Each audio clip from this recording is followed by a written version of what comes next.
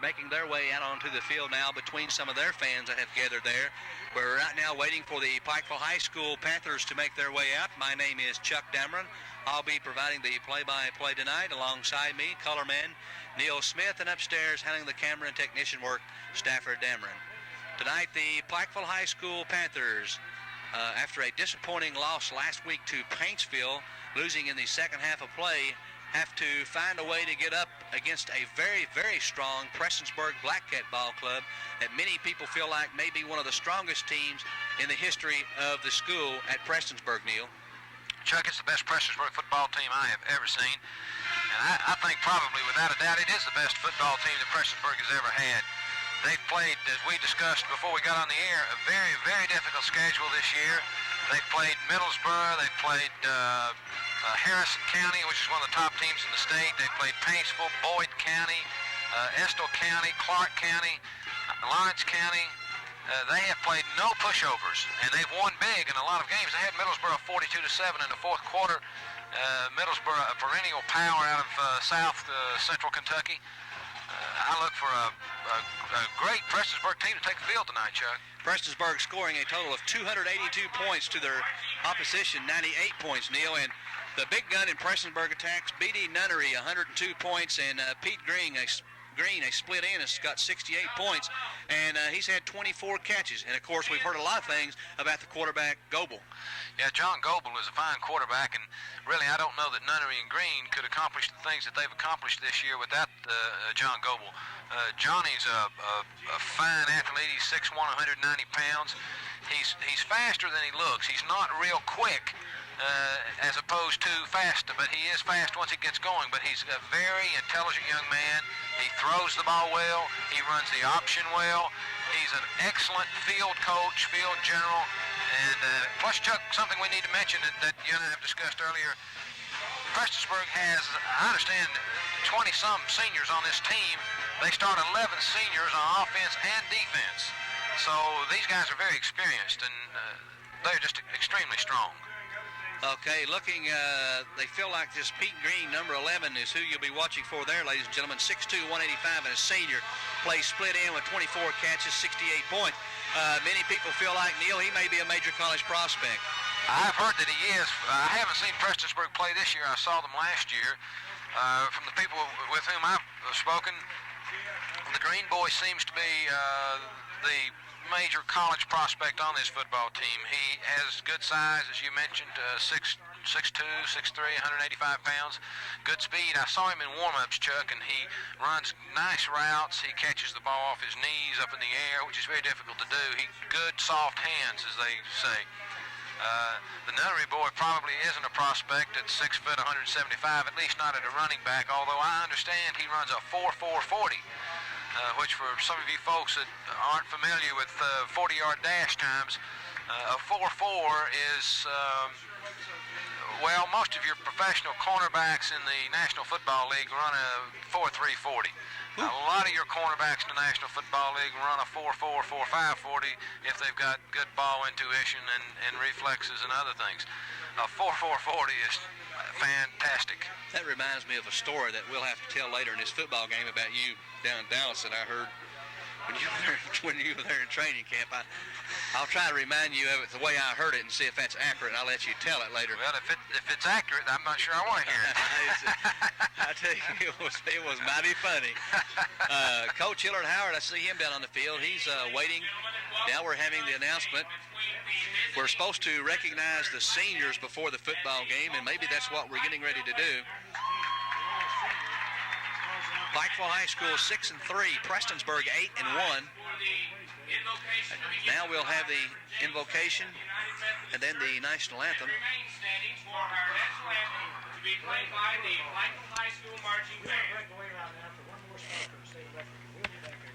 We're on pause.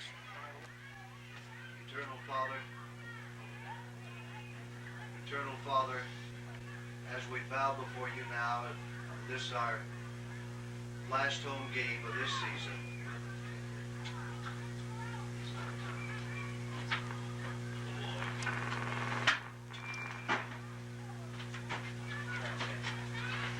Check. Check. Check. Check. Get outside jail, Jim. What happened? Chet. What happened? Anybody there?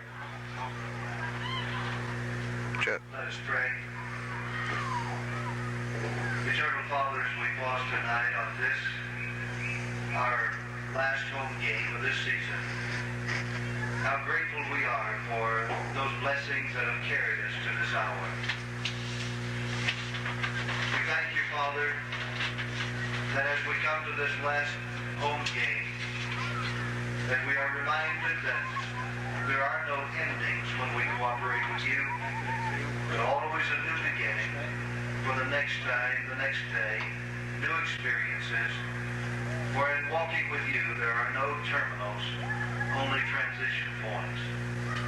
We thank you, our Father, for all that has come to us through the band, the team, through the academics in the classroom, for our teachers and coaches and band leaders and all these who have given so much during this season. We pray for safety for the band as they travel tomorrow. We pray that in all things we may recognize that you are God, that you have created us, that we might know joy and happiness and fullness of life. And may we cooperate with you in all these things. Thank you for the blessings again of this season. In Christ's name, amen.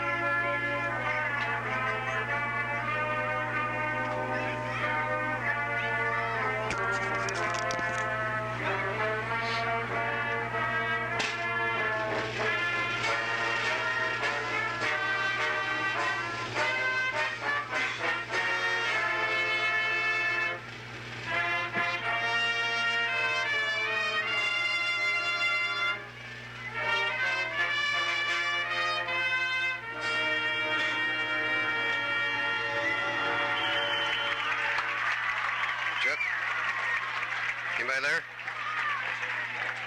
Anybody hear me? I hear you. Chuck doesn't have his earphones on. He's looking at the girls over there on the sidelines with his new binoculars. Was he ready to go? Hey, Chuck, you going to join us?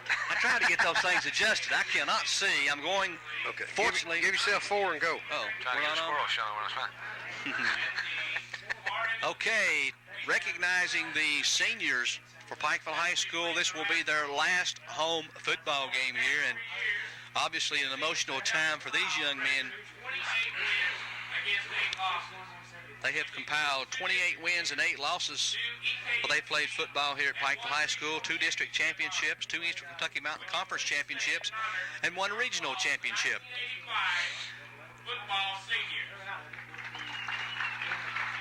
The 1985 Pikeville High School football seniors. Number 3, Mike Sloan, 2-year letterman, defensive end and back. Number 9, Dwayne Elkins, 2-year starter. Dwayne's had over 100 tackles and 10 fumble recoveries. Number 11, Brian Cox, another 2-year letterman, defensive back. Number co-captain, number 22, Chad Helby. Chad, a 3-year starter, 20 career quarterback sacks, 56 points scored, 8 touchdown passes caught, 100-plus career tackles. Number 24, Danny Mullins, a 2-year letterman. Starting halfback this year has rushed for over 300 yards and 2 touchdowns. Number 33, Danny Coleman, 3-year letterman. 2-year starter at offensive and defensive end and defensive quarterback. 5 career touchdowns, 15 career interceptions. Number 43, Steve Justice, a 2-year letterman. He's a defensive end and linebacker. Co-captain number 45, Robbie Rowe, a 3-year starter, halfback and linebacker. Robbie's had over 120 career points scored and over 1,200 career rushing yardage. He also has had 180 career tackles. Number 65, co-captain Chris Stratton, 2-year starter in offense and defensive guard, 16 tackles versus Whitesburg this year, 70 tackles for his career. Number 71, Mark Williams, a 2-year letterman, extra point and kickoff specialist. Number 73, Freddie Cox, is a 2-year starter in the offensive and defensive line. He's had over 60 career tackles. And number 75, Pat McNamee, a 2-year starter in the offense and defensive line.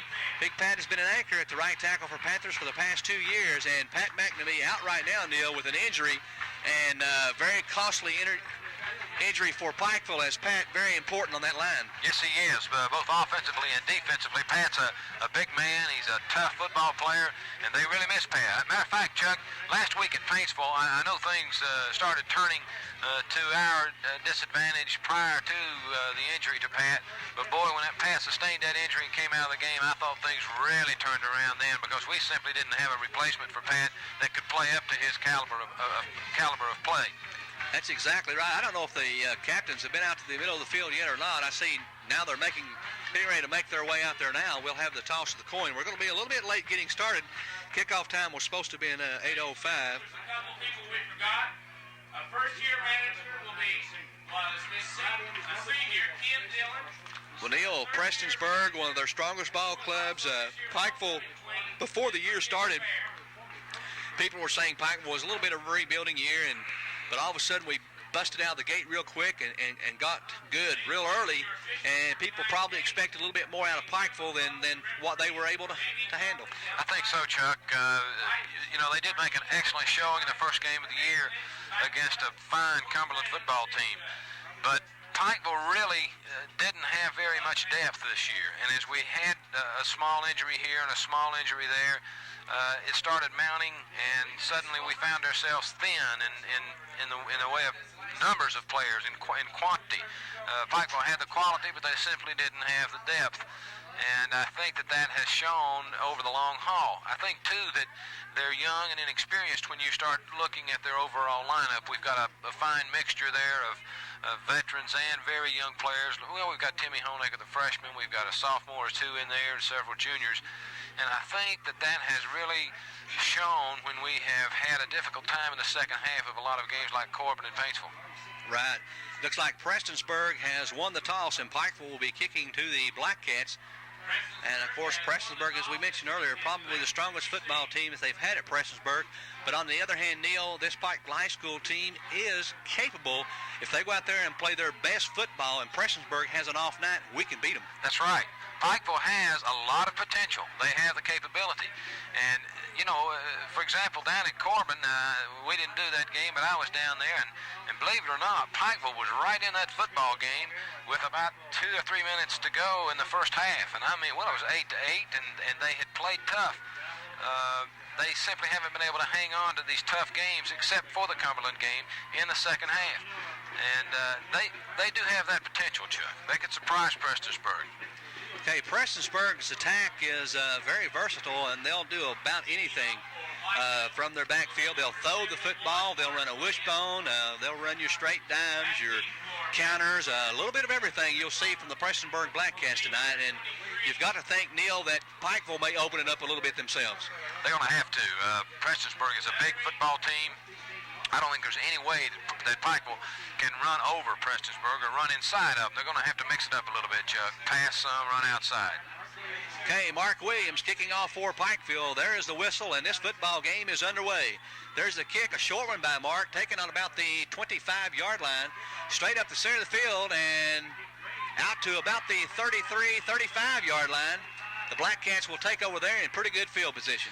Very short kick by Mark Williams, Chuck, and really a couple of missed tackles there by Pikeville, although they were aggressive, and that's a good sign at this stage of the game.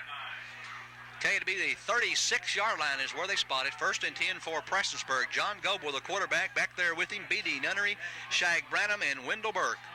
Watch number 11, Pete Green, and in. He's at Andy. It'll be a slot, both sides of the field, split back, shotgun formation for Prestonsburg. The shotgun, Goble to throw it. They've heard Pikeville's weak on pass defense, and they open up with a big completion already all the way across the 50, and that doesn't look good, Neil. No, it doesn't. Goble had all day to throw, and Green was wide open. Pikeville's gotten the criticism this year of letting receivers behind him, Chuck, and that time Robbie Wright was trying to cover Green, and he gave him 15 yards of cushion. You can't lay off that much. Okay, so Pete Green gets the completion. We told you to watch out for him. He's a dandy. I formation this time for Prestonsburg. Goble takes it, hands off, straight up the center, and not much there. Good tackle. And we'll try to spot him for you. That's Robbie Rowe on the tackle at linebacker, and Nunnery on the carry. Nunnery is their speedy back, Chuck, that we mentioned earlier tonight, and he got about a yard on that play. Okay, 1 yard for B.D. Nunnery. It'll bring up a 2nd down and 9 situation for Prestonsburg as Robbie Rowe was there to make the stop. Good crowd following here from Prestonsburg as they look over their way. It'll be a shotgun. Snap back. Goble looks. Throws. Got a man out there. Maybe picked off. No, overthrown. Almost picked off there by Robbie Wright. If the pass had been a little bit better, Neil, he might have had it. Well, Chuck, I couldn't really tell who Goble was throwing for that time. He had one back going down and out and another back coming on and curling inside. And of course, a lot of times, a lot of coaches will complain that that's an illegal play because one receiver will pick or screen off the defender for the other receiver. But he threw that ball quite a bit too far over, and I couldn't tell who he was throwing it to. Good effort there by Robbie Wright to try to intercept it. I can't remember when I've ever seen a shotgun in high school. I can't either. Okay, there's a shotgun again. The halfback takes a snap, and he's wide open. Good play there, Neil. Oh, that was nice. That fooled everybody. Yes, it was something like a draw, Chuck. They snapped the ball to the blocking back rather than to the quarterback, like an old single wing. And Pikeville was rushing the passer and doing it from the outside. Boy, that Nunnery boy is quick. 1st and 10 for Prestonsburg. They're threatening now. They're on about the 27-yard line. Pikeville's 27. It'll be from the shotgun again. Back to pass. Goble. Now he's going to try to run with it. Not much there. He may have got a yard. Goble on the carry for Prestonsburg. And Neil, I'm really surprised. I can't remember when I've seen a shotgun in high school. This is really unique. The only thing I've seen that's even similar to it, Chuck, is the old single wing where the quarterback gets the ball, but you don't see that much passing from the single wing. I mean, these guys, Prestonsburg is definitely in the Dallas Cowboy type shotgun formation where they're going to pass. Okay, they set up in a wishbone this time. Goble takes it. Hands off 2nd man. He finds a big hole, and he's down around the inside the 15-yard line for a 1st down, and Prestonsburg at 9:41 threatening to put points on the board. Well, Chuck, this Prestonsburg team can do so many things offensively that you can't get settled. You can't dig in against them. They can throw, they can run. They fooled us a minute ago on that shotgun formation with a draw. They have such a variety offensively. Okay, it'll be from the 11-yard line they spot it. Wishbone attack. Goble fakes it, throws in the end zone. Got a man wide open there. That's number 11, Pete Green, the one we told you to watch for. And it's touchdown Black Cats at 9:20 in the 1st quarter. Wide open. Had Chris McNamee over there, Chuck, and I'm afraid Chris took that fake on that play action. They faked out of that wishbone to the halfback off tackle, and our defensive backs came up, and Green was, it doesn't take a great quarterback and a great receiver to score when your defense does things like that. He was wide open, and all Goble had to do was just loft the ball out there about 5 yards for the touchdown. Okay, here's the kick by the Black Cats on the extra point. It's up, and it's no good. So Prestonsburg leading Pikeville 6-0. The score, Prestonsburg 6, Pikeville 0. Safford, they got a flag on the play there. I don't know. Probably against us anyway. No, it must be against them, so they're not coming back. I think it might have been after the play, and it might be assessed on the kickoff. Robbie Rowe. Somebody said something about Robbie Rowe. I don't know. He may have creamed somebody. He probably did. Yeah, there are. They're going to do it after. Sure are. He's creamed. He's done it again. Yeah. I tell you, somebody needs to sit down and talk to that boy. This is his last game. I don't care. He's got to live, He's got to go through life. Okay, you ready? Give yourself 4 and go. That's true. Well, welcome back, and there was a 15-yard penalty on that extra point against Pikeville. We're not sure who it was on. We heard a possibility of Robbie Rowe calls the infraction. It'll be a 15-yard penalty, and Prestonsburg will kick off from the Pikeville 45-yard line. And Neil, Prestonsburg didn't need any breaks, and they got one. Well, they did, and it was one that we gave them. I understand that we had an infraction of unnecessary roughness or unsportsmanlike conduct after the kick and after the play had been whistled dead, which assesses a 15-yard penalty, of course, against us on the kickoff. So they'll be kicking off from our 45. I'm sure we'll probably see this ball go in the end zone, Chuck. Kicking off for Prestonsburg will be number 79, Greg Shepard. Greg Shepard doing the kicking for Prestonsburg.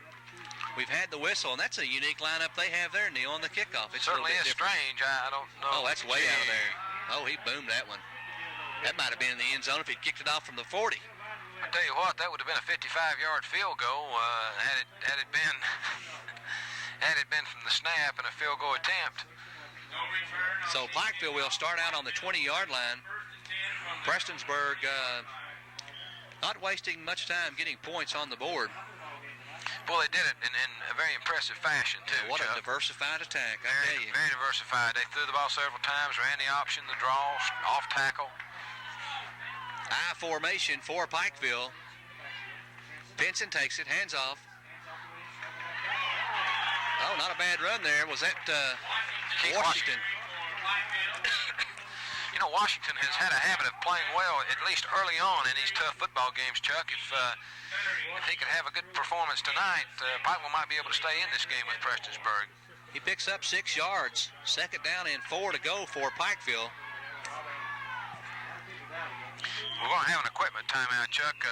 Timmy Honaker, who appears to be going both ways tonight in place of Pat McNamee. Boy, that's something, isn't it, for a freshman to be going both ways? Not only that, he's on our injury report. Jim Honecker's shoulder injury and just a probable starter, but here he is going both ways. I formation, power I for Pikeville. There's a handoff. That's Washington trying to get outside. Spins around and finally gets nailed, but a good effort. Not much, just nowhere to go. No, there wasn't. He broke 3 or 4 tackles before they brought him down, but they had such good pursuit, Prestonsburg did, that there just really wasn't anywhere for him to go on the play, Chuck. Nice effort by Keith Washington. We're gonna be we didn't think he got anything. He got 3 yards. He got 3 yards on sheer effort because Prestonsburg they had him all wrapped up, and he kept digging until he got 3 out of it. A 3rd down and 1. Very important play here for Pikeville early in the first quarter. Pinson takes it, hands off. That's Williamson trying to get the yard.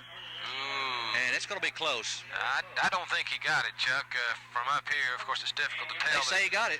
I'll be daggone, they sure do.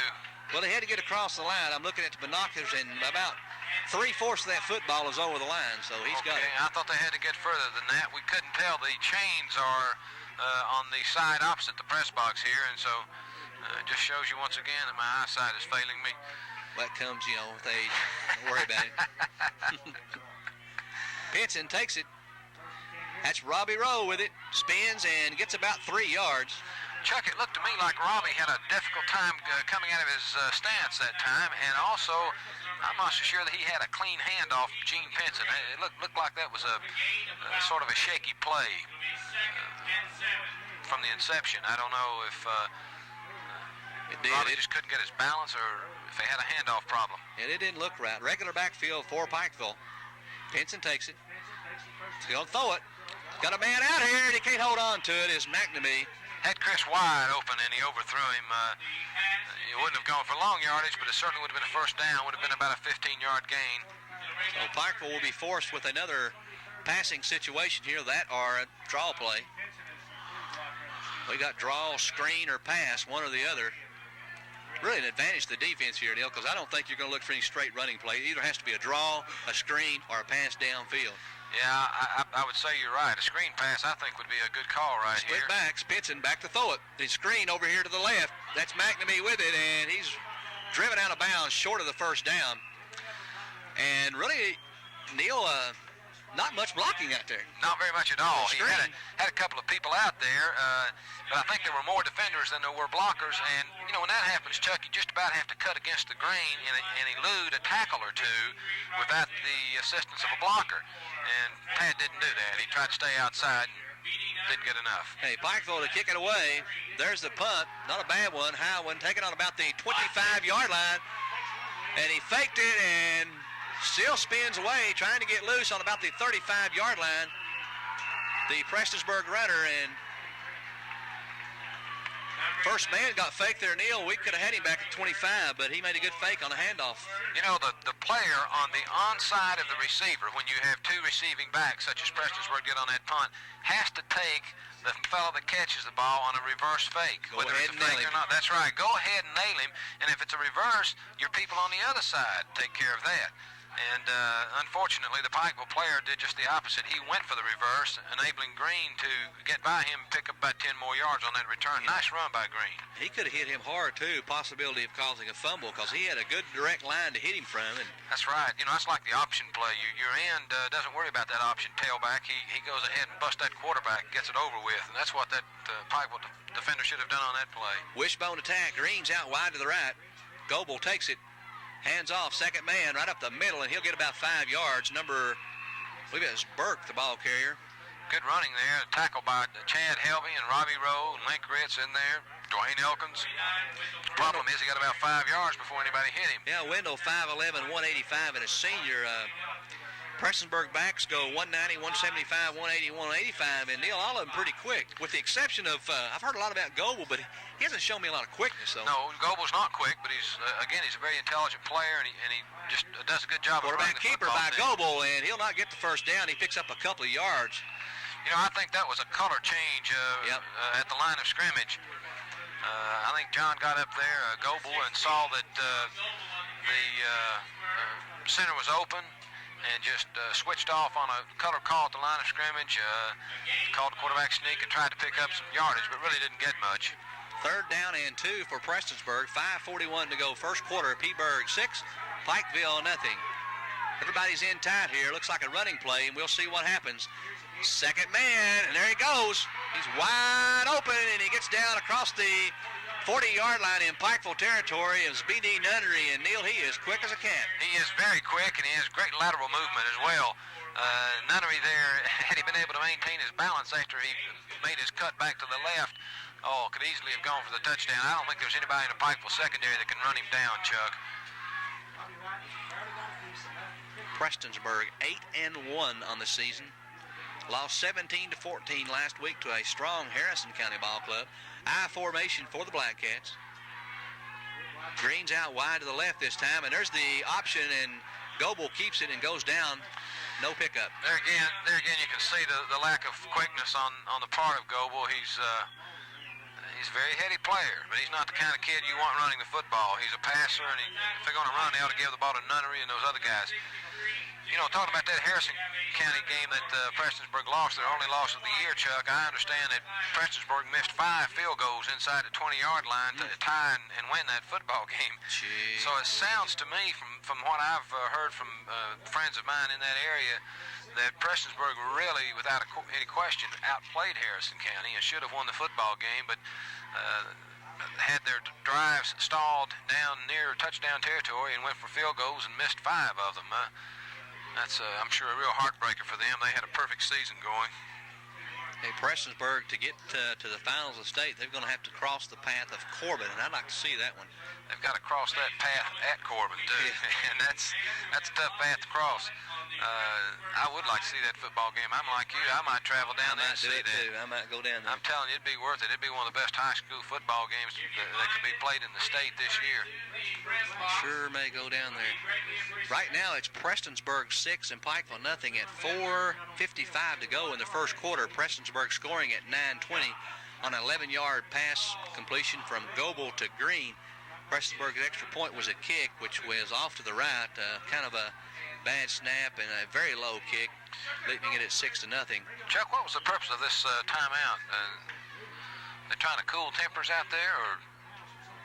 Pikeville called the timeout. I don't know did Pikeville call a timeout? Why they did. It was a 2nd down 10 coming up, and I'm not really sure why they needed it. They had a fracas over there on the right side, on the far side of the field near the Prestonsburg sidelines, and I noticed the Goebel kid, the quarterback for Prestonsburg, went over to try to calm down his players, and then some of our players went over and got our kids away. I don't really know what precipitated it or what ended it, but I think the timeout had something to do with that. Well, the referees right now are talking to the whole Pikeville squad, telling them something, trying to get them to calm down about something. So we may have had a few problems over there.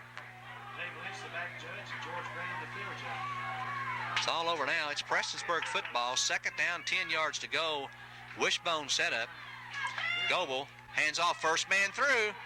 Wide open. Still on his feet, down inside the 10-yard line, I believe. That was number 3, Shag Branham. Shag showed some quickness there too, Neil. He's down maybe inside the 5.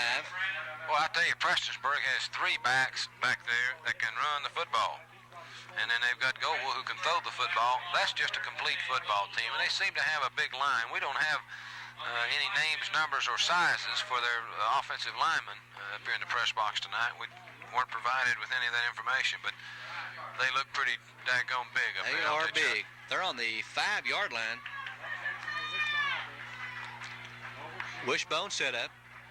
Goebel takes it. That's Nunnery. Down about the 1 or 2 yard line. That's not Nunnery, I'm sorry. That was Wendell Burke, the ball carrier. See where they spot it. They spot it inside the 3. It's down about the yard and a half, I guess. Is about where you spot it, Neil. Yard and a half away from pay dirt is Prestonsburg. Well, they just look overpowering right now, Yeah, Chuck. they certainly do. Goebel hands off first man, and that's number 29 Burke again, I believe, in for the score. Touchdown, Prestonsburg. So a 2-yard run by Wendell Burke. Prestonsburg now 12-0. Will be setting up now for the extra point.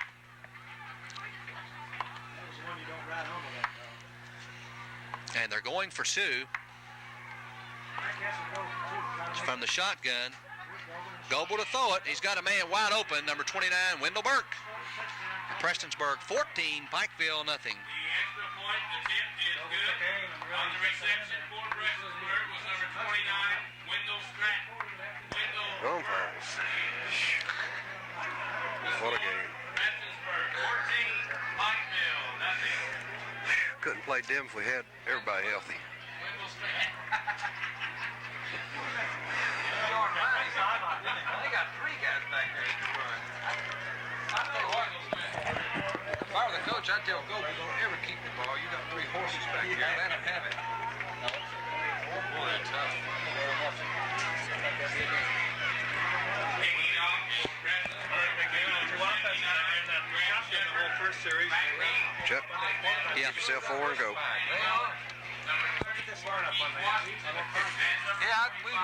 And it's now Prestonsburg 14 and Pikeville nothing. The Black Cats kicking off to Pikeville.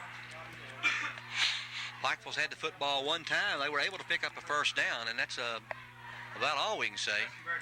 Prestonsburg, Neil, really has had no problem at all moving the ball against Pikeville. None whatsoever. I think they've only had 1 third down situation, Chuck, that I can recall, and that was 3rd and short. Here's the kick, and didn't boom out as big as it did the other one, but still ends up being a pretty good kick down around the 10. It's Danny Mullins straight up the center of the field, and Danny Mullins running with a reckless abandon, Neil. Daggone, I tell you what, if the bigger guys we had in that backfield would run with the reckless abandon that you mentioned there, boy, we'd do a lot better than we do. I just love to watch Danny run that football. He runs like he's running for his life, just as hard as he can. Great return by Danny Mullins. Great return. Okay, Pikeville on offense. About the 34-yard line, their own 34. Pinson takes it. Hands off. That's Washington. And not much there. You know, really, Keith could have maybe broken that outside, Chuck, but he kind of tripped up on his own there before he got to the line of scrimmage and went down. Ball still on the 34. Lost about a half a yard. We call it 2nd and 11. We'll call it 2nd and 10. Pikeville I formation.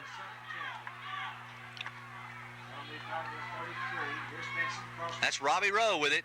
He gets across the 35 to about the 37. Picked up about 4 yards, Chuck, but there just wasn't much there. Well, we're going to have to throw it some. The problem is, when you're in a situation like this, it's very difficult when you wait until you have to throw. That's true. You need an element of surprise in the passing attack, particularly when you don't pass really any better than we do. And our passing is very mediocre at best. Yeah, first down would be a bad time to throw them every now and then. Right. Okay, back to pass. As we said, it's Pinson. He looks, he throws. Got a man wide open out there. Is Keith Washington still on his feet?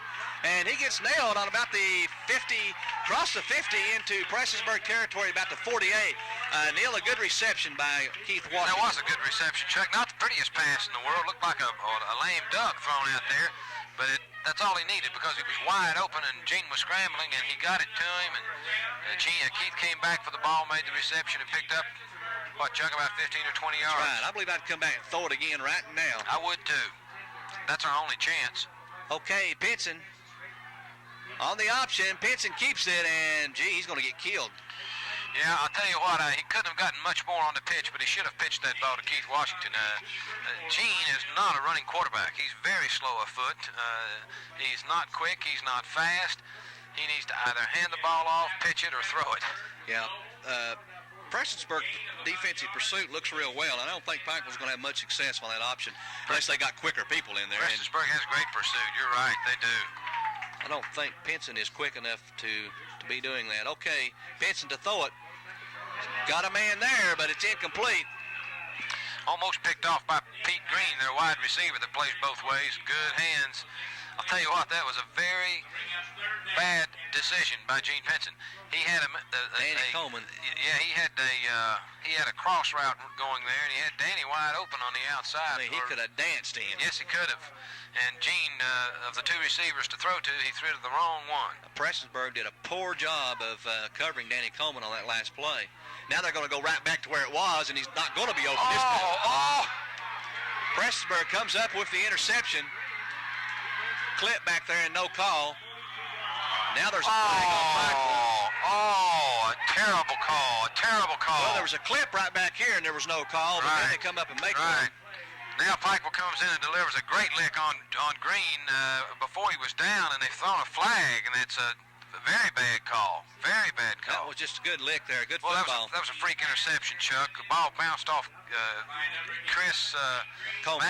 Off Danny Coleman, wasn't it? Yeah, well, no, Chris McNamee, but it was tipped. And when it was tipped, I'm sure Chris lost sight of it for a second and hit the back of his helmet and bounced back into the hands of the Prestonsburg player. Chris didn't even know it had been intercepted. Now they're going to mark this off against Prestonsburg. I don't know what this call is. I'm not sure either. I thought at first we had a late hit call against Pikeville, which would have been a bad call. Let me see. I've never seen a 7-yard penalty before either. Chuck, that was a holding call. A 7-yard penalty, though. From where they marked that off was 8 yards from where they marked it off. You know, I officiated a Little League Championship football game tonight, and they told us that they were having penalties of 4, 8, and 10 instead of 5, 10, and 15. But this isn't a Little League game, so I don't know. That was an 8-yard penalty, and I don't know. I don't understand. On an interception, I don't either. Okay, I formation for Prestonsburg. Goble is still there at quarterback. There's a snap and there's a handoff, and that's Nunnery, and he'll have some yardage. Boy, I tell you, that kid's quick. That kid is quick. You know, on a good running back like that, Chuck, a lot of times you look for his 20-yard dash time rather than his 40 or 60. And coming out of the chute, Nunnery is very, very quick. That first 10, 15 yards. You know, they were talking maybe not a major college player, but he looks like an OVC player for sure. I don't think there's any question about it. If what they say is true in that he runs a 4.40, he is definitely maybe a major college prospect at defensive back. Well, it's return punt returns or whatever. Certainly. Okay, there's Goble, and hands off, and that's number 29, Burke, off to the races, and he may go all the way. Burke, let's see, a 64-yard touchdown by Burke at 5 seconds to go in the first quarter. Poor tackling. We've got a flag on the play, but I think it's against Pikeville. I think they may have called it against Brian Mahan. The official was talking to Brian.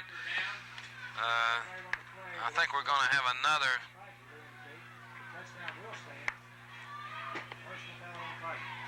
Yeah, this is getting kind of embarrassing, isn't it? Yeah. 20 points in the first quarter. See some people picking up their belongings and heading for the house already. The touchdown is good. This is terrible. You know, this is the very thing you want to avoid in the latter part of the season, regardless of your playoff chances. You don't want to come out and embarrass yourself and just lay down and quit. That's exactly right. This could carry over the last 2 weeks, Neil, and to carry over into Betsy Lane and get beat by Betsy Lane. There's a little razzle-dazzle, an easy 2-point conversion for Prestonsburg. They've got all the plays. Well, I'll tell you what, they lined up for the extra point with their players out to the left. The Pikeville team just lined up over the ball and didn't even go out there to them, and they threw the ball out there and walked over the goal line, no problem. That's just being careless and inattentive. You know, if you're not going to play the game, if you don't want to play, you ought to go on. It's home. It's like one of the Little League coaches said, said, boys, if you're afraid, let's tell them we'll call the game off. I tell you. The point I was getting at, I mean, this could carry over into Betsy Lane, and you let a Betsy Lane ball club who they're fairly decent this year, but they're not the caliber of Pikeville High School is, and you let them slip up and beat you, and I tell you what, that sets your program back a couple of years. Sets ours back and sets theirs forward. Next thing you know, they're beating you every year. That's right. And here we had another penalty, Neil, on Pikeville, which uncalled for. Well, our kids need to learn to play with intensity when the ball's in play rather than when it's not in play. These late hits and unnecessary roughness calls don't do us any good. They don't do your school's reputation any good, and they certainly don't put you on the scoreboard either. So Prestonsburg will kick off from Pikeville's 45 again, and Pikeville will start deep in their own territory. I tell you, we just heard down the way there. I heard Gene Davis mention these things are uncalled for, and they are. They really are. Well, we have absolutely no opportunity, really, to return the kickoff, Chuck, when they kick off from our 45. No, that just gives them excellent field position, and they need it 22 points ahead. No return on the kickoff. So that's twice now we've had no return on the kickoff. So Pikeville will start off on their own 20-yard line behind 22-0 first quarter. But Neil, I tell you what, I did it when I was coaching. If I had some fellas that couldn't cut the mustard, I went ahead and put the young ones in and let them get some experience. You might as well. If your veterans are going to play, your upperclassmen the way they're playing tonight, you might as well give some other people an opportunity. That's the end of the first quarter, Chuck. Okay, end of the first quarter, 22 for Prestonsburg, nothing for Pikeville. The Prestonsburg Black Panthers 22. Golly. Told you. I wouldn't either.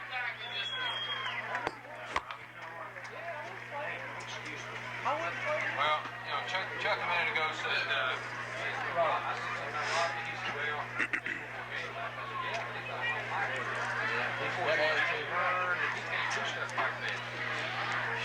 that's disgusting. He's been doing it all year. I don't care what kind of a football player he is. Yeah, here, carry over.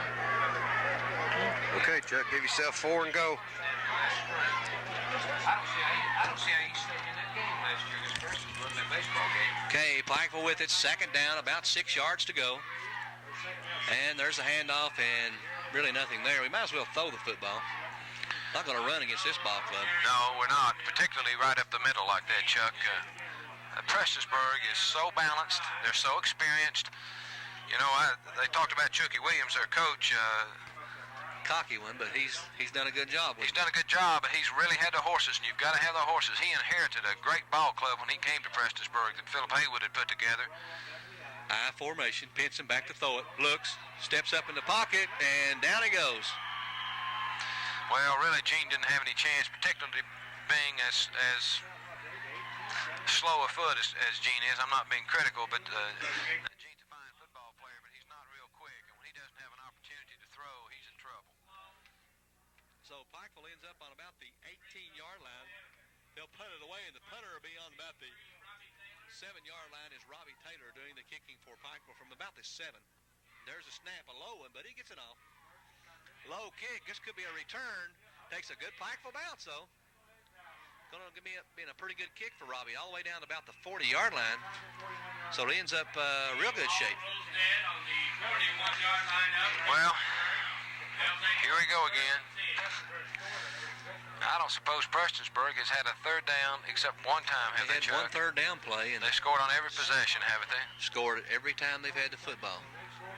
You know, we've had one quarter gone in this game, and we've seen Prestonsburg do about everything that a football team can do offensively already. Well, I've seen enough already. I have too. We're going to have favorite hits from the 50s in the second half. Okay, Goble to throw it. He's got a man wide open. Absolutely wide open is Stacy Marshall, 6'1", 180, and a senior, Neil, and nobody around him. No, nobody was around him.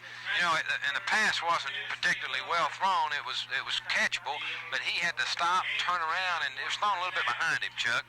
But daggone, he's so daggone wide open that he could stop, turn around, catch a ball, and then start running. Well, I can tell you what, I made some comments tonight. I told everybody, well, we're going to play. We're really going to come out tonight. I thought we would, too. I thought we would respond from that humiliation of last week, but apparently we haven't. Wishbone attack this time for Prestonsburg. Second man through is Burke. And he'll have about 3 or 4. So Prestonsburg down at the 34-yard line, and they're threatening to score again. A lot of times you wouldn't say a team's threatening from that far out, Neil, but this team is so diversified in their attack, I think they're threatening right now. Yeah, you know, for Prestonsburg to be in the hole, it's got to be 2nd and 20. I mean, you got to get a penalty against them or do something major to set them back. They are just so strong. They can do so many things. I'm very impressed with them, and I knew they were tough. 2nd and 6 for Prestonsburg.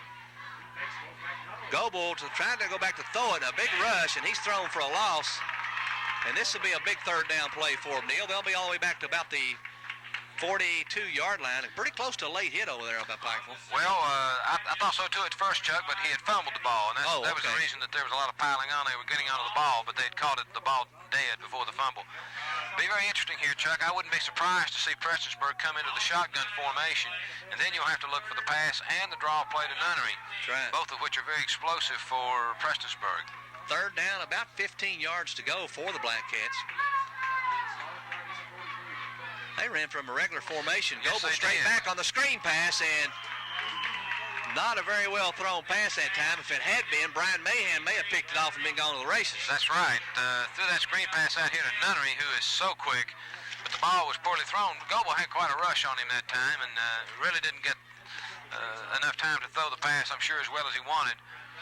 Well, that's the first time we've held them, and Prestonsburg will have to punt it. That's right. Punting from their own 42-yard line. So a good kick here could be, almost a block kick. Oh, this ball should be fielded. It's going to be down on about the 13 or 14-yard line, so we're back deep in our own territory. Pikeville's very lucky there, Chuck. That ball was punted and came down on about the 15. Should have been fair call by Pikeville, because had it gone forward, Prestonsburg had good coverage and could have downed the ball on about the 5-yard line. But fortunately for Pikeville, the ball hit, and the ground's kind of damp and soggy out there, and it just stayed right where it was. It doesn't look so much that way now, but we've had a lot of rain this week, and that ground is soft. Okay, it's the 14-yard line. Washington wide right. There's a play. Pinson back to throw it. Throws a little screen out here. That's Robbie Rowe with it. He's still on his feet and brought down on a decent gainer there for Pikeville. Not a bad play call there, Chuck, although you're taking your very best football player offensively, at least potentially on your football team, Keith Washington, and splitting him out wide but right, and you're sort of wasting him, I think. Yep. It's a 4-yard gain. Washington out wide to the right again. 2nd and 6 for Pikeville. Pinson takes it. Hands off. That's Williamson with it. And he'll be short of the first down. Brings up a third down play for Pikeville, and we'll see maybe 2 or 3 yards. Be 2 yards to go.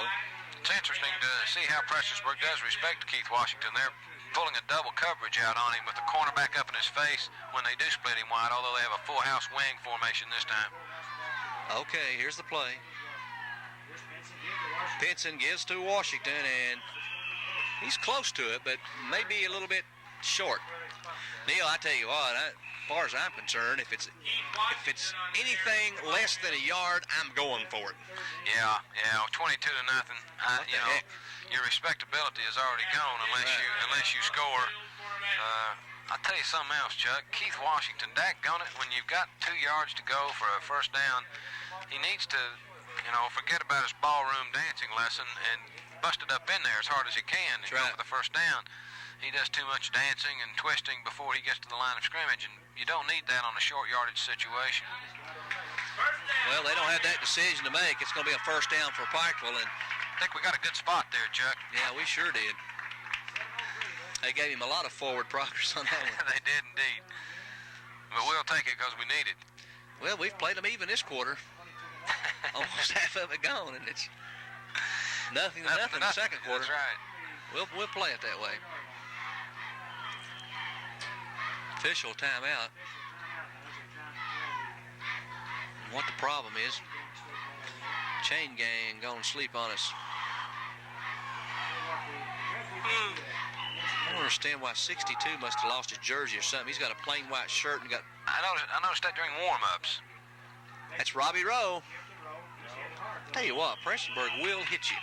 They will hit you, and they really come after you. They're very aggressive. They have a lot of good gang tackling. Not piling on, not late hits, just good pursuit and gang tackling. They don't quit until the whistle's blown. Good run by Robbie, though. 4-yard pickup, 2nd and 6 for Pikeville. The ball out to about the 28-yard line. Regular backfield for the Panthers. Pinson takes. He's going to throw it. He's got a man wide open as Keith Washington gets away from one and then steps out of bounds, but that's 2 receptions for Keith tonight, Neil, and he's not a bad receiver, is he? I was just getting ready to say Keith is an excellent receiver. He really is. If you'll notice, I've never seen Keith body catch a ball. By that I mean let it bounce off his chest and trap it against his body. Right. Keith throws those hands up, and he has nice soft hands, and he brings that ball in with those hands. He's an excellent receiver. He certainly is. Okay, first down for Pikeville. That's their second first down on this drive. I formation for the Panthers. Wide receivers both sides of the field.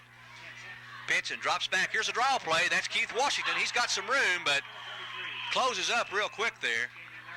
I tell you, Keith, real nice run there. Of course, had a big hole.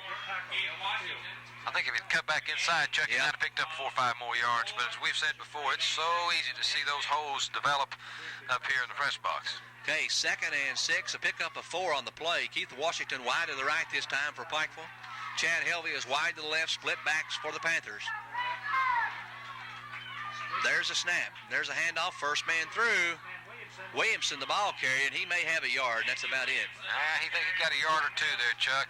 Not much. He could have broken that for maybe 8-10 yards or more, but somebody barely got a hand on his jersey and just wouldn't let go.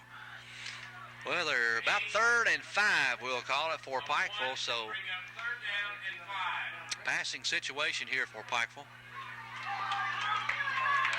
Down to 5:18 to go in the first half of play. Prestonsburg has been held scoreless here in the second quarter. They got too many points on the board in the first quarter. Pinson to throw. He's got a man out there, but knocked down at the last second, and good defense by the Black Cats. Yes, it was. I'll tell you what, he had a small target out there in Robbie Rowe, and he couldn't throw the ball too high. Robbie couldn't get to it. Wasn't really a bad pass, Chuck, just a little bit underthrown. Not bad at all. Robbie Taylor doing the punting for Pikeville. There's a snap. There's a kick, and it's not a very good kick. But it took about a 3-yard Pikeville bounce, and Prestonsburg will have it on their own 30-yard line. The ball goes out of bounds. Prestonsburg will take over. I was watching Robbie in warm-ups, and I tell you, he got some punch off that was unbelievable. He's kicking that ball so much better now than he was earlier in the year. With a nice spiral, he's turning the ball over, kicking it for better yardage, better height, better hang time. Just missed that one a little bit. Yeah. But he's getting better. He'll be back next year. A lot of these kids, it's hard to keep track of them that I thought were graduating this year. We're going to have back, like Link Ritz and some of those guys. Yeah. It's going to be a tough football team next year. Shotgun. I said shotgun. Uh-oh, folks. Woo! There you go. Go ahead and hit him. We're in trouble when Chuck starts singing. And the party's not really even over yet. Just think when it is. Oh, shotgun. Remember that one. Too well. 4:50 to go in the first half of play. Prestonsburg 22, Pikeville nothing. Chuck, you get the feeling that after last week's first loss of the season, Prestonsburg wants a very lopsided, impressive win here just to regain their composure and their momentum. Okay, they're going to have wide receivers, 4 pass receivers this time for the Black Cats, shotgun. And the quarterback's going to go down. Goebel goes down, and I'm trying to pick up who got in there. That was Chad Helvey, I believe. It's number Williamson. 32. Williamson. Andy Williamson. You know, Andy hit him the first time, Chuck, and he didn't go down, and he grabbed for him the next time, and the official who was up here in the press box with us just before the game, I don't know which one he is, but he just started to reach for that flag because I think he anticipated a face guard, and it didn't occur, and I'm glad he didn't call it. I think that was the referee, Jim McConnell. Third will call it about 18 yards to go for Prestonsburg, so Pikeville has had an exceptional second quarter here against the Black Cats defensively. They've done a heck of a job. There's a fumble, and Pikeville may have come up with it, and I believe they do. That's number 65, Stratton, coming up with a fumble recovery for Pikeville. And maybe we can see another nightmare here. We saw one last week. I was just going to say, it's 22-0, and here we got a break. You don't think we could turn the tables and do what was done to us last week, do you, Chuck? See another nightmare. That's what I'd like to see.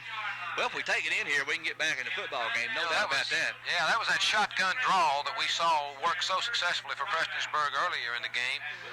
This time they fumbled it, and Pikeville gets a big break. And we've got a timeout. Prestonsburg 22, Pikeville nothing. Pause.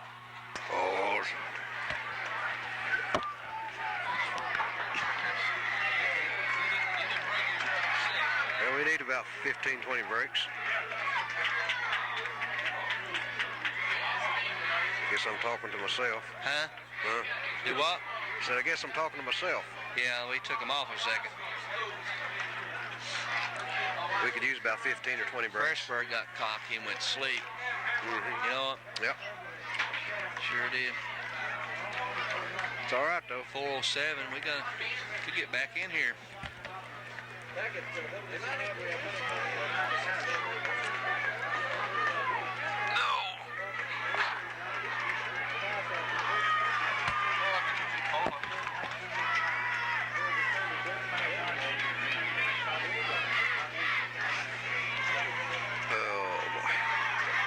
Oh, on the 20-yard line. Yep. Now you're on about 19. I wish he'd fumbled it on the 1. I don't feel confident on the 19. Okay, count 4. Count 4 and go. Okay, Pikeville with the football on Prestonsburg's 19-yard line, threatening to put points on the board. I formation for Pikeville. Benson takes it, hands off. That's Robbie Rowe with it, and he'll have about 2 or 3, and that's about it. I'll tell you, Chuck, I really believe that if Pikeville's backs would start cutting back toward the green, they might pick up more yardage because Prestonsburg pursues so quickly and so aggressively that they run themselves entirely across the center of the ball on the snap as soon as they see the direction in which they're going. Okay, Pinson, I formation for Pikeville, takes a snap. Pinson back to throw it. Throws it out there, has got a man there, and incomplete. Boy, I'll tell you. Good coverage. There's a couple of Prestonsburg players around him. That wasn't a bad thrown pass. Not a bad thrown pass, Chuck, but the problem with a play call like that, and I'm not knocking the play call because we didn't need to throw the ball, but Chuck, we had a play-action pass, and we had one receiver out. One receiver. And he really wasn't. He was fairly well covered by Prestonsburg. As you said, well-thrown pass. You need some secondary receivers out there for Gene to be able to pick out when that man's covered. And we didn't have any. Third down, 8 yards to go for Pikeville. I formation. Wide receivers, both sides of the field. Pinson, Washington on the draw. And he does it all on his own, Neil. Keith Washington fumbles the football after that, and Prestonsburg comes up with it. A great run by Keith. A great run, but a fumble, and Prestonsburg's ball. Boy, oh boy. Had a golden opportunity, and Gee, he showed so much promise there. That was a heck of a run. He did all that on his own. Then drops the football. Well, to make those comebacks, you don't make those mistakes. That's plain and simple. No, when you get a break like we got, you have to capitalize on it when you're down 22-0.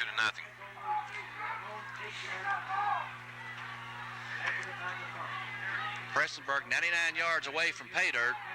Believe me, they can get there.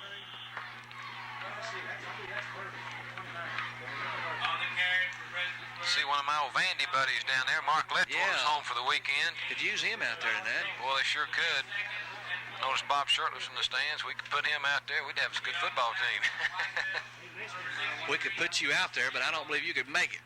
Thank you, Chuck. Although I agree with you. You've had the lick. Here's the option. Well, I'll tell you what, that's neat ball handling by Goebel back there. He gave to the first back through, and everybody in the stands thought he still had the football. He even faked the pitch to the trail back and didn't even have it. So a first down for Prestonsburg as they get it out of the hole. The ball out around the 20-yard line. Prestonsburg Black Cats, loaded in 85.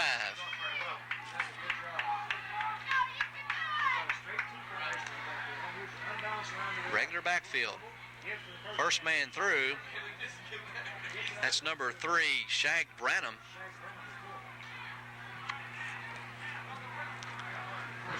Prestonsburg not mixing it up as much as they were, Neil. They're just running right at Pikeville. No, they're not. They seem to have lost their aggressiveness all of a sudden. They probably feel like they have this game well in hand. I saw a team that felt that way last Friday night at Paintsville. Didn't work out that way for them. Goebel takes it. Hands off. That's Nunnery with it. He spins away and gets some yardage. A lot of arm tackling out there, Chuck. Nobody's putting their headgear into the running back. Everybody grabbing. That kind of tackling against the good running backs that Prestonsburg has simply won't work. Well, they've got it out there where they can throw it some now. They're out across the 30-yard line to about the 38. They can open it up a little bit there, Neil. They've got a minute and 30 seconds to go in the first half. They may be content with a 22-0 lead, but they've got room to throw it now if they want to. And they're very capable of it. Wishbone setup. Goebel to throw it. As we said, he throws, and incomplete. Really nice defensive play there by Danny Coleman. He broke on the ball and broke in front of the Prestonsburg receiver. The Prestonsburg receiver wanted some interference, but it certainly wasn't. Good no call by the official. I'm sure we'll see them put the ball in the air 3 more times here, Chuck, or until they get a first down. Officials timeout for equipment problems. We've been having a lot of that this evening. Prestonsburg has kicked a lot of field goals this year. They've attempted several field goals, and I would be a bit surprised to see them try to pass the ball down within field goal territory. I don't know what his longest one is, but they would have to get down at least around the 20 or 25-yard line, I would think. I'm sure. I noticed Freddie Cox is on the sidelines with his shoulder pads off. Keno Trevitt told me before the game that Freddie has a very delicate shoulder injury, and it looks like he may be out for the night. Wishbone again. Here's the reverse, end around, and he's not going to get anything. Boy, nice pursuit out there by Chad Helvey, and a little extracurricular activities there. And that's going to cost 15 yards. And he may have got hit after the whistle player over there, Anna. Yeah, it wasn't the ball carrier. I think there was just some late blocking, and it looks like it might be against Pikeville. Well, it was. I mean, I saw it. It was it was a heck of a lick, Neil, but it was after the play. It had already been whistled dead, and it's going to cost the Panthers. Penalty against Pikeville. Holding. I don't know how you'd signal holding on when he knocks somebody's head off. I guess they were holding the spinal cord so the head wouldn't fall off. We've seen 2 or 3 holding calls against the defense this year. I don't believe I've ever seen that before. 3rd and 3 for Prestonsburg. Wishbone attack. Clock down to 1 minute exactly to go in the first half of play. Big hole, that's Nunnery. Oh, I tell you what, more arm tackling there. Timmy Honecker tried to grab Nunnery as he came through the line of scrimmage. You can't grab a back like that. He's got strong legs. He moves his legs well, keeps them churning. You got to hit him. Well, Prestonsburg obviously wanting to score here before the half ends. They've got it into Pikeville territory now at the 48-yard line.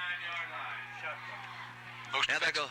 Okay, go ahead. Those defensive backs better get deep. They're running out of that shotgun again. Okay, there's the pass, and that's going to be incomplete. Not bad coverage that time, Neil. Everybody seemed to drop back in pretty good shape. Wasn't too bad, although Burke was open. We didn't guard that sideline very well. You know, Chuck Pikeville ought to look for that sideline pass because Prestonsburg is trying to throw to the sideline. Stop the clock. However deep, that's right, and stop the clock. 37 seconds as that incompletion stops it. 2nd and 10 for the Black Cats. They'll operate from the shotgun again. Slot out to the right. There's a snap. Goebel to throw it. Ooh, he throws a bullet through there, and his man's got it. Great Good catch pass. by Green. Great catch by Pete He is Green. a dandy. Pete Green is a dandy. Neil, he ran a great route there. He ran down that field and just kind of like a button hook, I guess you'd call it. Was a button hook or a curl inside and wide open. And really, thrown behind him, not a real good pass. And, boy, Green just laid out and made a great catch. And Pikeville calling timeout. They want to get their defense set up here with Prestonsburg leading 22-0. And the timeout Longfield charge to Pikeville, their second timeout. I'll tell you what, he's a dandy. Gosh, because he ran that field so hard and just turned real quick. I'm going to go over to Corbin. Are you? I think I will. That'll be a good game, no doubt. I tell you, Swear I'll Prestonsburg, move back over. they'll play Corbin tough. Yeah, well, they got some many things they can do. Their defense is not that bad. They've got big, strong people inside there. Yeah. Corbin, just going to run right at you. You know what they're going to I'll do. tell you a big difference. So I didn't see Corbin play anybody both ways. Yeah, maybe. Prestonsburg plays a lot of kids both ways, and that'll make a difference. They can be working trip over. We'll just stay all night long. We'll get him both ways. Yeah. Get up next morning. I had a Kentucky Okay, give yourself 4, go. Tennessee. I think you did.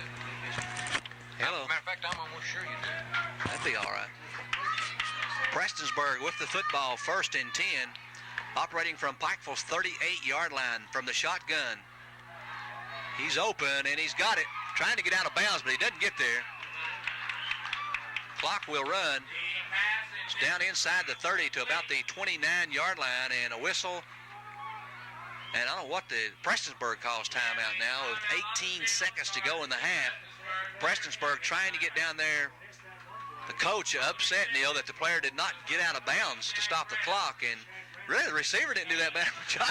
No, the coach is upset, but I don't think he could have done much better. The kid ran a nice route, and the ball was thrown well, and Danny Coleman really just came over and made the tackle before the kid had an opportunity to get out of bounds.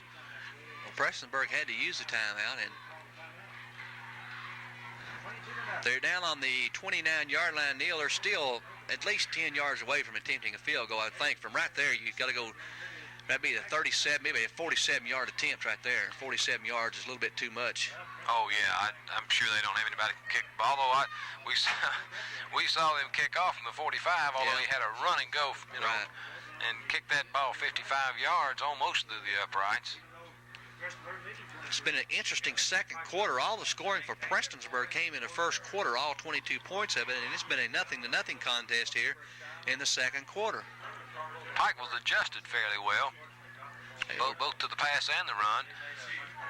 Prestonsburg came out like a ball of fire in the first quarter. I mean, they just, they scored at 9:20 in the first quarter. That's only, a couple minutes into the football game. They already had 6 points on the board. That's right. It'll be a shotgun formation for Prestonsburg. Goebel takes it, looks, throws one long down there, and should be picked off, and is. Keith Washington steps right in, and we've got a flag down, Neil, and I believe that's holding on Prestonsburg. I think it is too, Chuck. It's on the line of scrimmage. Boy, that's a nice interception by Keith Washington. I'll tell you, if our players would have played deep like that all year in the secondary, Well, we'd been in the playoffs. well, that's right. Procedure was the call against against Prestonsburg, so Pikeville will have it, and there's only about 7 or 8 seconds left to go here in the first half. Having the ball on their own 15-yard line, Chuck, I think I'd run the clock out. Pikeville's called timeout. I don't know if they're going to set up some razzle-dazzle here or whatever, but really not much you can do. You might as well be content at 22-0 and try to get back at it in the second half. That's right. Go into the locker room at halftime and see if you can regroup. They're going to have to do a lot of regrouping. Boy, I'll tell you what, Chuck, if we had scored on that fumble down there, we'd be right back in this game. Would have been a totally different ball game. Prestonsburg, we have, like you mentioned earlier, adjusted real well here in the second quarter against Prestonsburg. Could be 22-7 or 22-8. We would really be in this football game. And we are still in the football game, but boy, a score certainly would have helped our cause. Prestonsburg can prevent defense. That's Keith Washington, the ball carrier, and not much there, and the clock's down to 2-1-0, and that's the end of the first half. Prestonsburg 22, Pikeville nothing. The score from the Prestonsburg Blackcats 22, Pikeville Panthers. You on pause and we on stop. See you later. I'm not even going to do the band.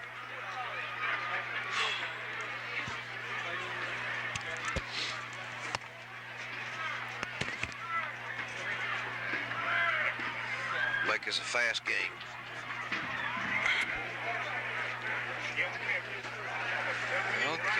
Okay, give yourself 4 and go.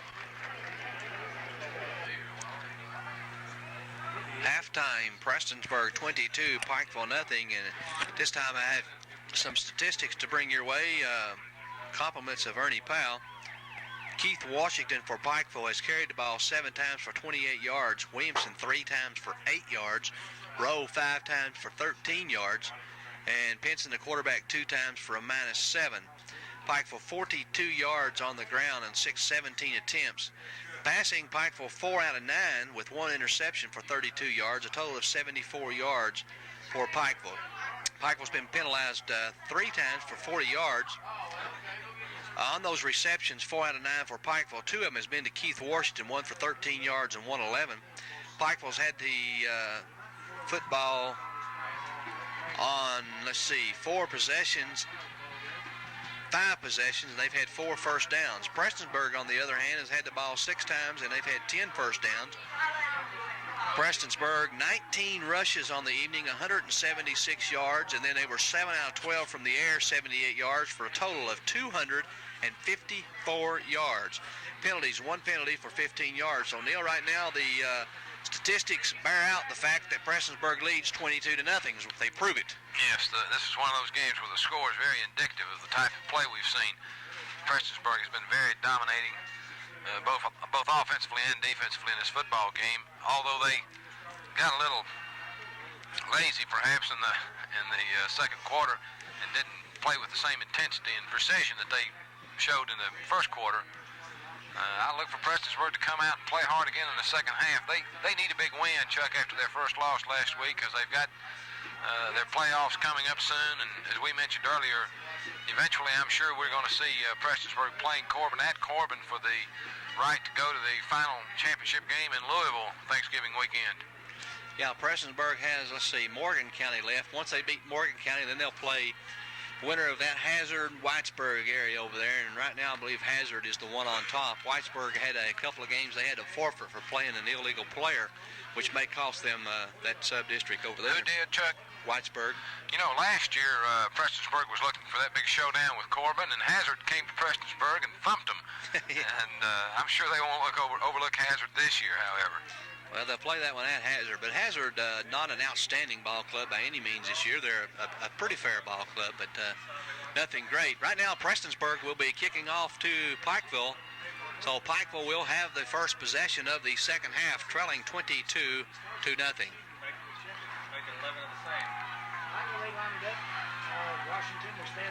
I tell you what, man gets back that far to kick it. 5, he's about 15 yards back there, Neil.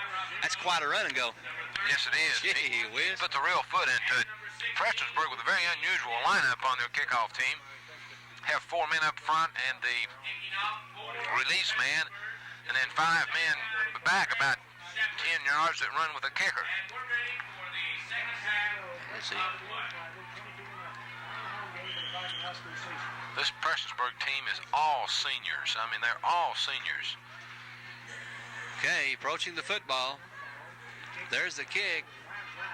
Line drive. Washington takes it on about the 15-yard line, trying to find room, and gets out across the 30 to about the 32. So about, 5, 10, 15, 20, about a 22-yard return.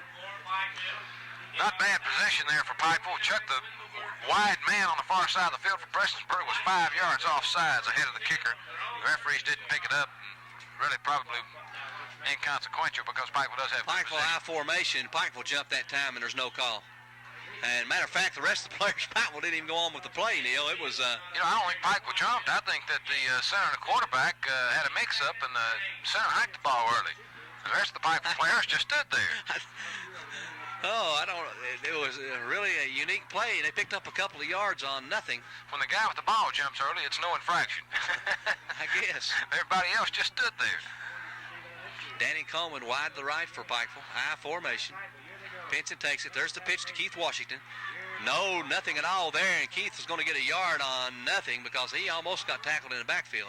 Yeah, they had 2 shots at him back there, and Keith, with his good moves and good balance, was able to elude 2 tacklers and pick up a yard. 3rd and 7. This is not the way Pikeville wanted to start, Chuck. 3rd down, 7, an obvious passing situation for the Panthers. Not bad in the first half, though, Neil. 4 out of 9 passing for Pikeville. No, that's not a bad percentage. I formation for Pikeville. Chris McNamee is out wide to the right. There's a snap, and there's the pitch. Washington back to the quarterback row with it. He finds all kinds of running room, and he'll have the first down. And really, Neil, it was I guess an option there for Rowe to throw it, but it was wide open over here, so Rowe did the right thing, tucked the football in, and got the first down. Indeed, you're right. That's a good observation. That was designed as a reverse halfback pass. Right. And as soon as Robbie had the ball, he looked up to see Chris McNamee over here, and Chris was pretty well covered. But boy, Robbie had all kinds of room and very alertly kept the ball and picked up a 15-yard gain. A little razzle-dazzle there by Pikeville pays off for a first down. Out to the 45-yard line, Pikeville's own 45, 1st and 10 for the Panthers. Counter play to Danny Mullins, and he'll not get anything. Well, I tell you what, I think we had a missed assignment there. They were supposed to trap that number 62 who came in at defensive tackle and made that play. Everything else worked real well. Number 75 for Pikeville looked a little confused in there. He looked over to coaches, and that was, I don't know who that was. He's wearing Pat McNamee's number, but that's not Pat. No, Pat is out. That's a young-looking kid, a big, tall, strapping boy. Not much meat on him. Regular backfield for Pikeville. Mishandled, but throw and incomplete. Had a Prestonsburg player injured there, Neil, on about the 44-yard line. He twisted. I saw him twist his ankle. And that's Pete Green, their fine wide receiver and defensive back. And I'll tell you, with their playoffs coming up, they certainly don't want to lose that young man. No, he twisted his ankle. I mean, nobody hit him or anything. It's just Maybe one of those things. Knee. I think it's his knee. I saw him. He just kind of collapsed there. He was running fine, then all of a sudden he just collapsed and went down to the ground. There was nobody around him. You know, a lot of times, Chuck, a defender like that, doing the old crossover drill, he starts to turn and run with the receiver, and maybe got his cleats caught in the turf, and he twisted either his ankle or his knee. It looks like his knee. Their team physician is out there examining him. Be a very costly injury to Prestonsburg, like Neil mentioned. Certainly would be. I mean, that could really put a damper on their playoff hopes if he was to be out. Hope that he's all right. Unusual thing about it, Chuck, nobody touched him. No, he got all that on his own. Nobody was really around him. It's going to bring up a 3rd and 10 for Pikeville, and he's up on his own, but nope, they're going to have to help him off, Neil, and that's not a good sign. No, it's not. I hope the kid's okay. He's a fine athlete. And I've noticed him tonight, Chuck. He's a real sport. He goes around patting the Pikeville players on the back, and good, clean football player, the kind of player you like to see. So it'll bring up a 3rd and 10 for Pikeville, as we mentioned. They've replaced him with number 25, and again, we don't have a roster on Prestonsburg, but the reason I can tell he's the replacement, he's the only kid out there who doesn't have any dirt on his uniform. Oh, he is as clean as a whistle. Just came out of the laundry. Maybe we ought to go right at him. So a passing situation for Pikeville. Benson drops straight back to pass. Now rolls a little bit to left, throws, and Washington comes out there limping on the reception. Had a mix-up there, Chuck. We had a crisscross on our receivers, and they when the ball was thrown, they were right together. And that never is designed to happen. I think Keith was supposed to cross into the middle, and when they crisscrossed, he just stopped. And really, it might have been a good pass had Keith continued to run his route. Okay, punting situation for Pikeville. Uh-oh. Oh, a terrible kick. Boy, he had a lot of pressure. Well, got a good Pikeville bounce, but yeah, we end up with about a 10-yard. You know, though, in all deference to nobody blocked. No. Giving Robbie his credit there, if he had kicked that ball with his natural form and kicked it toward the middle, I'm sure it would have been blocked, Chuck. Yep, you're right. And he had just total breakdown on the Pikeville line there, Neil. There was about 3 of them back there on him. That's right. They were right in his face. It wasn't one player back there on him. There was about 3 of them. High formation for Prestonsburg. There's a snap. Straight handoff. Running for all he's worth, I believe, was Burke. No, it was Burke. That was Nunnery. Neil, looking here at the roster that I do have at Prestonsburg, everyone out there playing on offense and on defense are seniors, and I tell you, got to wonder about them next year, don't you? Yes, you do. And he hasn't played any substitutions, any juniors or sophomores that's getting any experience. High formation for Prestonsburg. Fullback Shag Branham tries to get the first down, but he does not get it. He was hit immediately and wrestled down by Timmy Honaker. A fine play by Timmy. Bring up a 3rd down and about 2, Chuck. Now, if Timmy keeps his head on straight, Neil, and sucks it up and works hard in that classroom, it's hard telling where Timmy, we may watch Timmy some Sunday afternoon on TV. On the big time, that's right. Many years from now. He's got such potential. Great athlete for a freshman.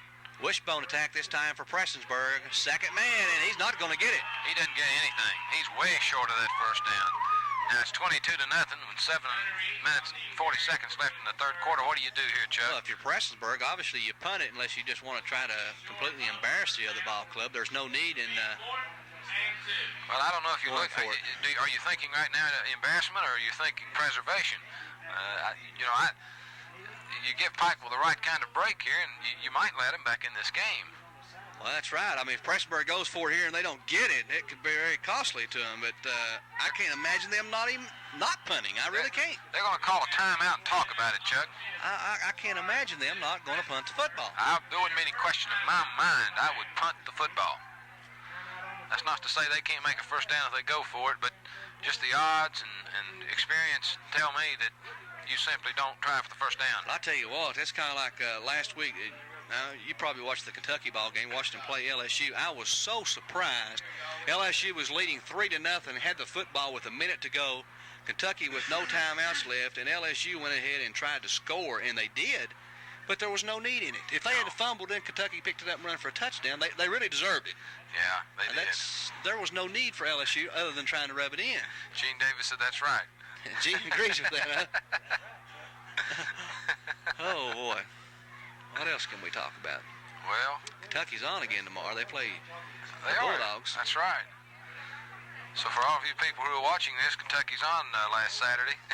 That's right. They were already on it. So you'll be seeing this Tuesday night? Let's see, what was it? Georgia beat them, was it 27-14, I believe was the game. They wasn't too bad. Neil, Prestonsburg, one thing about it, since after the first quarter, it's been a very, very even football game. Yes, it has. Very even. And I can't believe this. I really can't. Doesn't make a lot of sense to me, unless they're going to try to draw them off the long count. I really can't believe this. There's a handoff. He's going to have the first down, Nunnery. And I can't believe it. Watch a few little cocky players there at Prestonsburg doing a little dance, and I can't believe that, but he made it. He made it.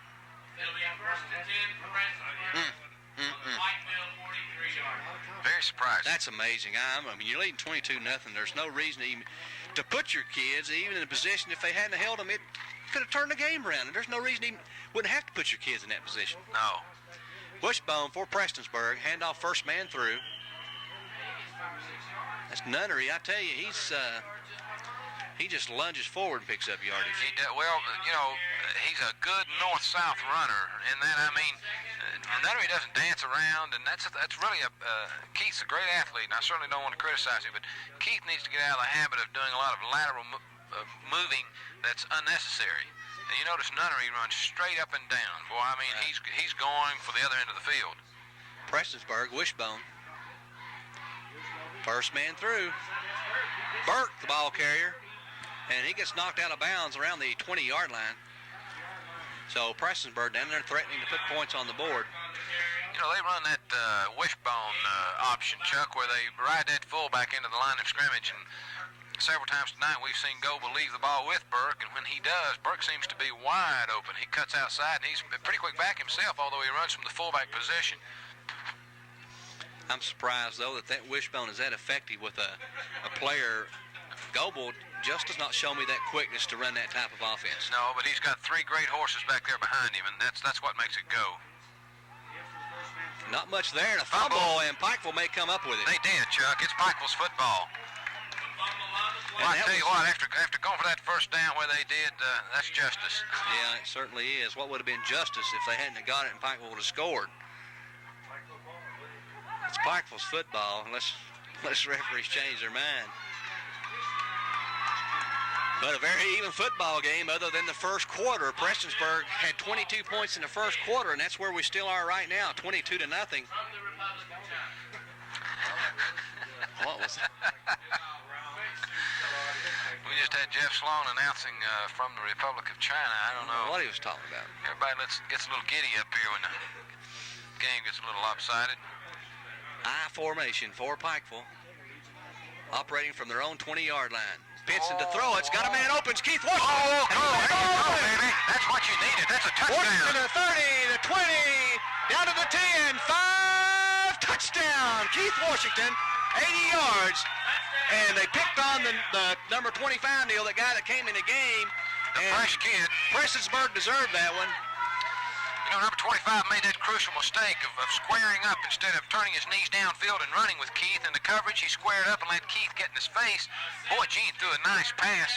And by the time he'd caught it, the time Keith had caught the ball, the Prestonsburg defender was sort of caught in a squared up position and had to turn and chase. And he almost caught Keith, but Keith goes in for the touchdown. Great execution, poor pass coverage for Prestonsburg.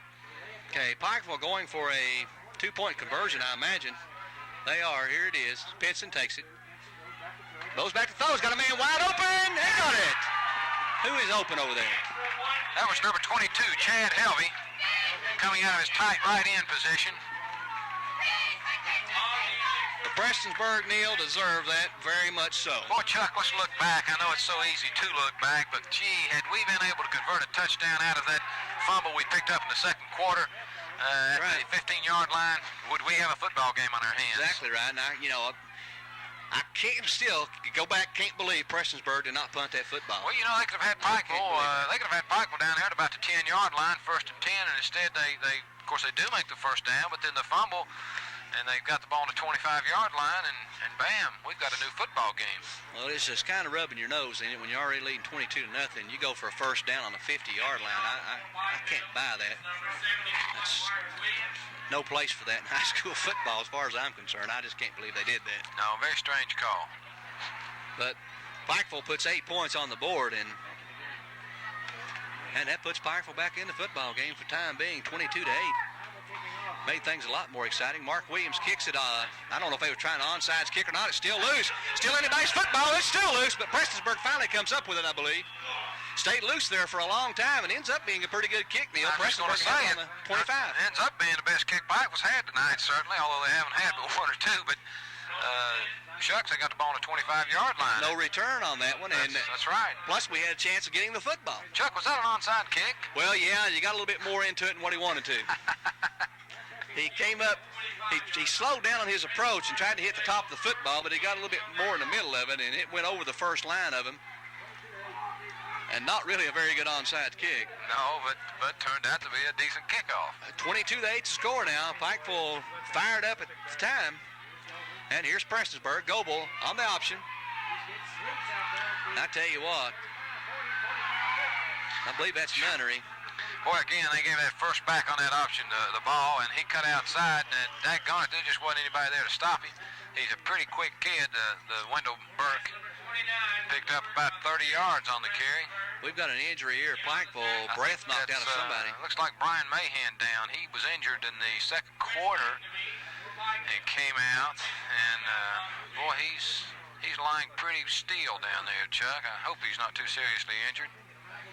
His mother's seated right in front of us. I'm sure she's very concerned. What Prestonsburg just did was what we had to do last week and didn't do. When That's somebody right. comes back on you and sticks that football down your throat and makes you like it, you got to come right back and stick it right back down their throat and make them like it. Yes, you do. You have to reassert yourself, and Prestonsburg did that in a hurry. You're right. We didn't do that at Paintsville last week, unfortunately. And Brian Mahan's all right. Well, I don't. He looks like he's a little wobbly. staggering a little bit. He must have took a good leg. He must have. Prestonsburg very quickly ends up in Pikeville territory on the 47-yard line, and we've got a whistle and a timeout by Pikeville with Prestonsburg leading 22-8. On the field charge to Pikeville. Oh, Their first timeout of the I can't believe it. They would go for that first time. I cannot believe it. See what he was subjected to having that's hard to tell what we've done. We've got around 10-yard line. That's right. They have folded it in. That's all it is. 80-some minutes left.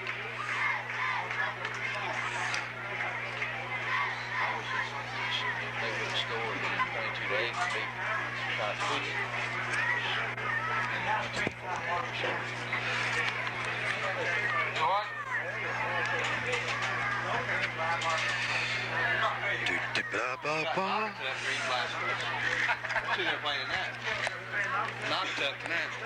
I believe they can play him the second half if they want to. Referee, please report to score clock. Hey, Bob Dillon's won that. Big Charlie Mays is leading up. Hello. Yeah. Oh, boy. Where you guys run off to anyway? Huh? Where you guys running off to all the time? Everybody's clowning around down here. Got a problem with the clock. Yeah. It's working. Got 84 minutes to go on the clock. Yeah, I'm going to switch, okay? why don't you do that, Kyle? Tell him put the score 28 Pikeville, 8 Prestonsburg. Huh? Tell him put the score 21 Pikeville, 8 Prestonsburg. 22. Now 21's our number. Oh, boy. I don't need this. Wish we had 21 right You now. know, if they could have waited, they could have had a free timeout. Now, you know what? Yeah. They could have had a free timeout. Not had to waste it. Kyle blew the If clock. they'd been observant and watched this clock, they could have got them to fix it and had their timeout. And Sure. Blew the clock. Man, let's just play 20 more minutes. we're going to remind everyone that it's Lyle Blackburn operating the clock up here. Lyle is a rookie at this. I think you'd do a lot better if you hadn't stopped by the brass post tonight before you got down here. Kyle. I'm sorry, that's Kyle Blackburn. Oh, well, he's getting serious down there. Now leave him alone. Uh-oh. Now this is a good timeout. We called it. I know. The referee should have took it. We could have had a free timeout Yep. there. That's right. You ain't gonna believe that I got that play down there where they lined up off sides and went in. Did you? I figured that one out before the team did. Oh, well, everybody knew what was happening. I've seen that run I don't know how many times. Yeah, first time I ever saw it was over Wheelwright. Yeah, Wheelwright used to do that all the time. You mean on an extra point? Yeah. Like, oh, yeah. I've seen that so much. Hey. Uh-oh. No, it went off. There it is. That's all. That's all. That's all. Nothing to nothing. No time to go. We got a brand new ball game.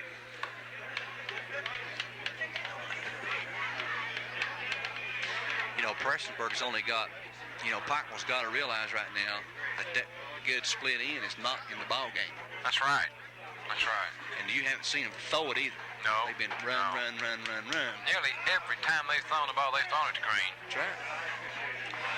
They need to be aware of the fact that he's not in there and play that. Go ahead and play run.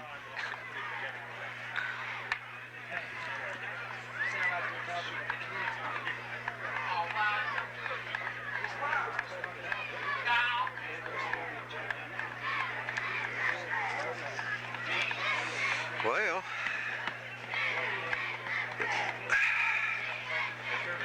in a hurry. I'm going to miss Dallas.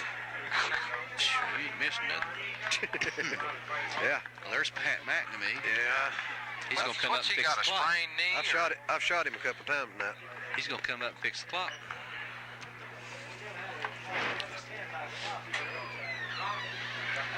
I heard that door squeak. Sound like a haunted house. That was a floor when Pat got in here. Like that coat he's wearing. Yeah. Now we got 45 minutes to go. 22 to 8. Third quarter. Well, does anybody know how much time it's supposed to be up 4:55. there? Is that right? Is it 4:55? Yeah.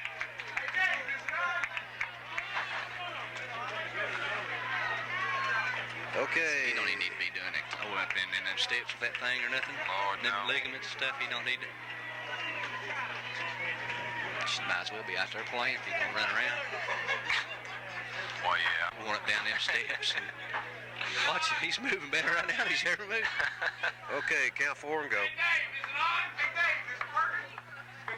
Okay, it's Prestonsburg football. 1st and 10 from the 48-yard line. That's in Pikeville territory. The score, Prestonsburg 22, Wait a minute. Pikeville 8. Wait a minute. Okay, count 4 and go.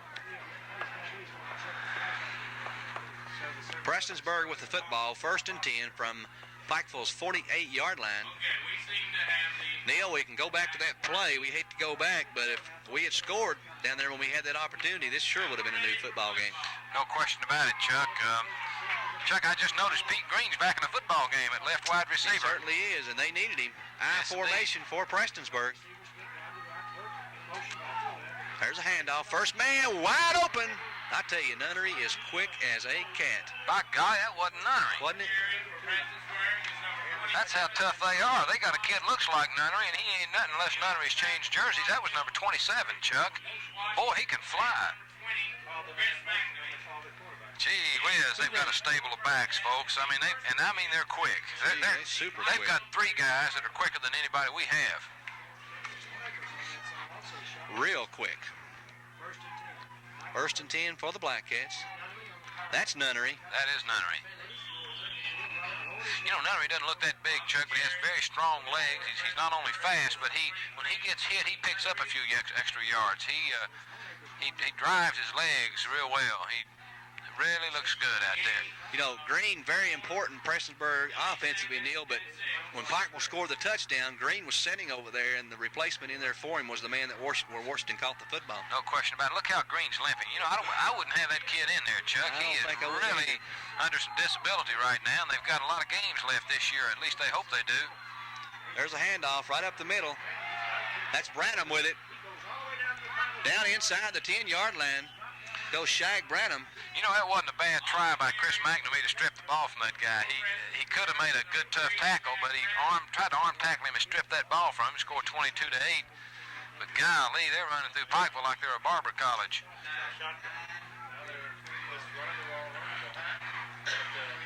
Yeah, and they're not fooling with a regular haircut. They're trying to shave them bald. They are. They're big holes, and well, those Prestonsburg running backs, no wonder they look so good. Goebel, hand off to Burke, and Burke doesn't get much. No, there wasn't a whole lot there that time for him. One of the few times tonight that Burke has carried the ball and hasn't picked up a lot of yardage. You know, Chuck, Prestonsburg has so many backs that are so good, you can't key on Nunnery or Burke or Branham, and you can't just look for Goebel to pass. They're just loaded. Be interesting if they can hold them 2 more downs to see if Prestonsburg would go for a field goal or not.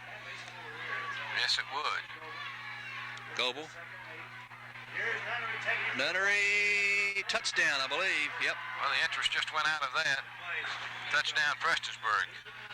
This fat lady may sing in a minute, Chuck. She's singing. The fat lady is singing. I don't want to be an eternal pessimist, but boy, Prestonsburg just looks fully in control. You know, it's one thing, Chuck, if you go down and score on a club and make it 22 to 8 and you do it with a good drive, but we scored on a long play that, gee whiz. flags everywhere. Prestonsburg was in motion that time, Neil. I don't know if that's going to be the call or not. It is. It is going to be the call. I mean, that was obvious. We have penalty markers on the flag. Flags went everywhere. Well, we've got referees pointing at both sides of the line of scrimmage. They may run it over. I think we've got I think we definitely have a motion penalty against Prestonsburg, but they're indicating that there's something that Pikeville has done also. We may see the play run over again. And I think they're going to come out and try to kick it this time, Chuck. Well, It's one against Pikeville. they're calling procedure against Motion against Pikeville. Now, that's real interesting. How do you get motion on the defense? You get an official that calls it. That's I how don't you get understand that play at all. it. I've never seen the call before. Dr. Mulligan said he's never seen it, and he's seen a lot of football. Okay, here's the play. Prestonsburg trying again. They do, and I'm not sure who's got it. Well, that's a 2-point conversion on a strange call, but really I don't think that it's going to make or break us in this football game. I wish I understood how you get motion on a defensive team. 30 Prestonsburg, 8 for Pikeville. The score. How do you get motion on a defensive? Pikeville 8. You know, they give that signal